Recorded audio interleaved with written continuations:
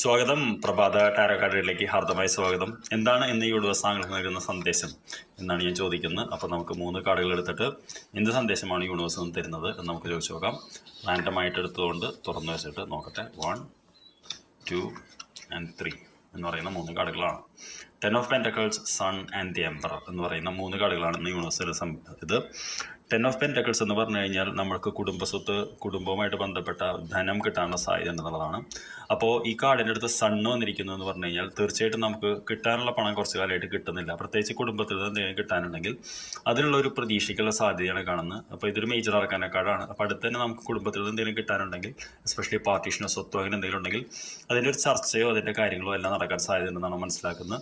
നാം എവിടേക്കാണ് പോയിക്കൊണ്ടിരിക്കുക വെച്ചപ്പോൾ എംപറർ എന്ന് പറയുന്ന ഒരു കാർഡിലേക്കാണ് പോയിക്കൊണ്ടിരിക്കുന്നത്. തീർച്ചയായിട്ടും ഈ ധനം താങ്കൾക്ക് കിട്ടുമ്പോൾ താങ്കൾ അടുത്ത് തന്നെ ഒരു എംപറർ എന്ന് പറഞ്ഞാൽ ചക്രവർത്തി എന്ന് പറയുന്ന ഒരു കാർഡിലാണ്. ആ ഒരു എനർജിയിലേക്കാണ് പോയിക്കൊണ്ടിരിക്കുന്നത്.